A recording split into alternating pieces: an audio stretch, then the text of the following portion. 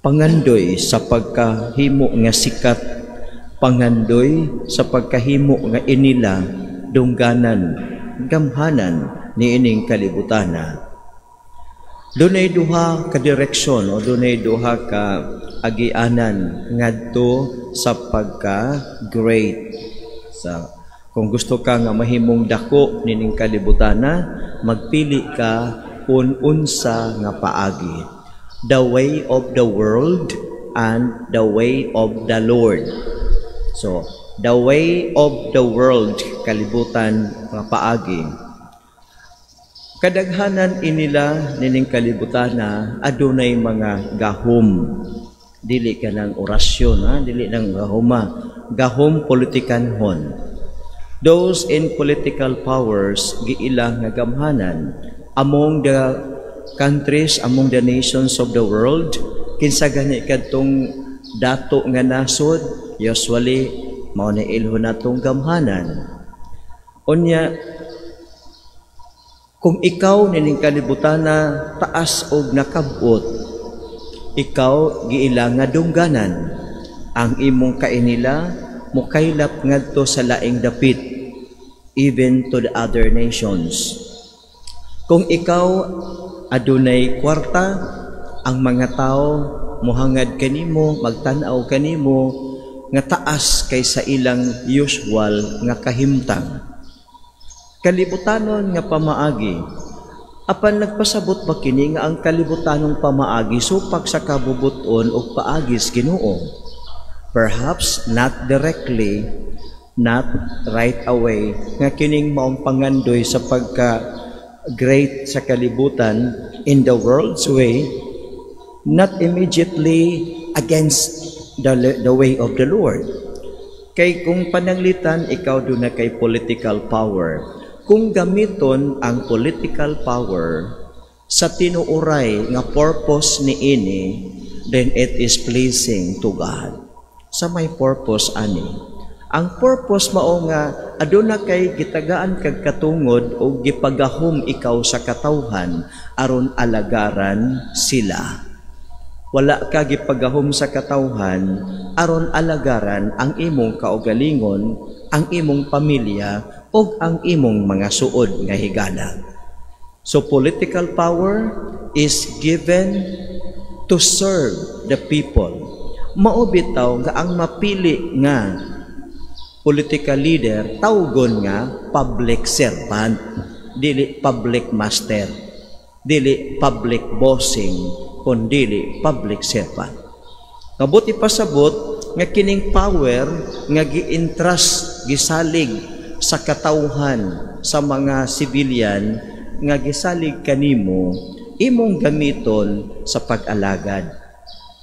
Mahimo siyang supak sa kabubuton sa Ginoo kining politikanhong power kung ang imong alagaran, ang imong kaugalingon, kung ikaw magpadato sa imong kaugalingon, samtang ang katawhan nga supposed to be imong alagaran ni samot ka pobre.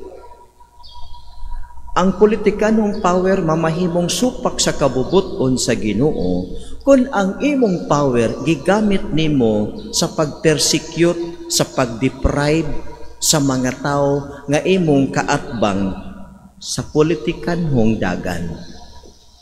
Ang imong power nga politikanhong power mamahimong against sa way of the Lord. Kung ang imong politikanhong power imong gigamit sa pag-exploit sa mga kabus.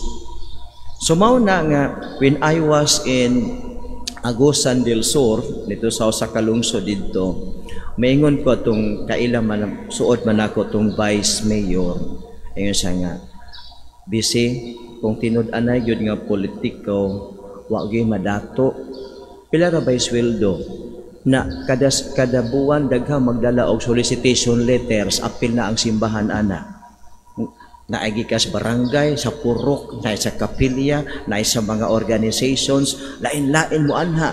Ingon tong bisi nga, pitaw pader, ang ako kweldo pader, mahurot ko na. Unya, mabilin ano sa pader, 150 na lang yun, kay daghang man kaayo mo anha.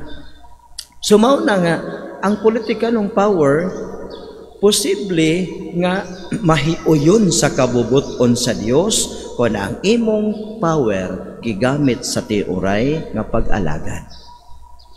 Una pagkahuman, tanaw nato nga ang imong edukasyon, kanang taas kag edukasyon, dili supak sa kabubuton sa Dios diha dayon. Kundili, mahimo lamang kining supak sa kabubuton sa Dios o sa pamaagi sa Dios kung ang imong edukasyon gigamit nimo pagpanglimbong sa mga tao.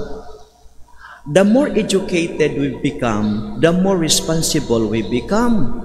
But the more educated we become, the more corrupt we become. Mao man na karon nga ang korupsyon dili mahunong sa atong nasod kinsa may nangurap, educated. Mao ni siya karon. Sa ingon ng Ginoo nga kung buot kamo mahimo nga great, kinahanglan magpaubos siya og moalagad sa tanan.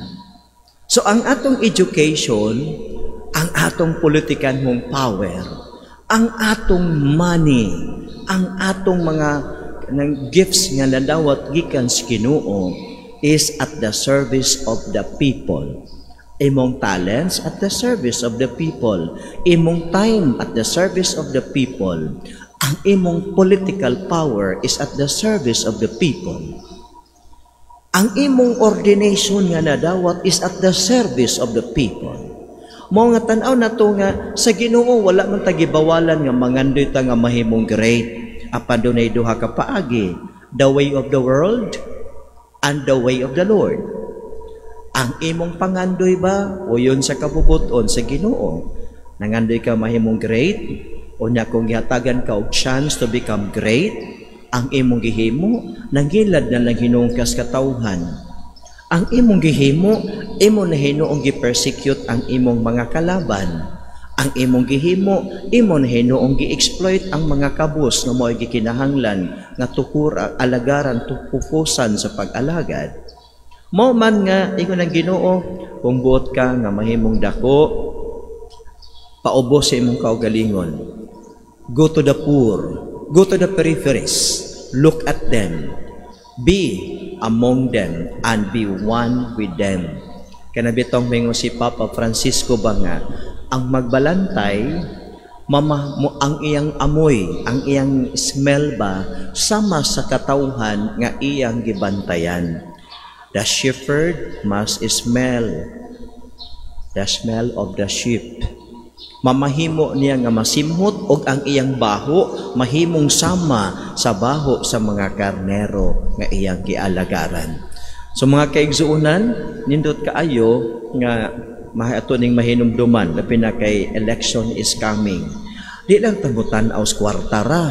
Di lang tamutan-aw sa kanang kaon ba kabantog sa ngalan.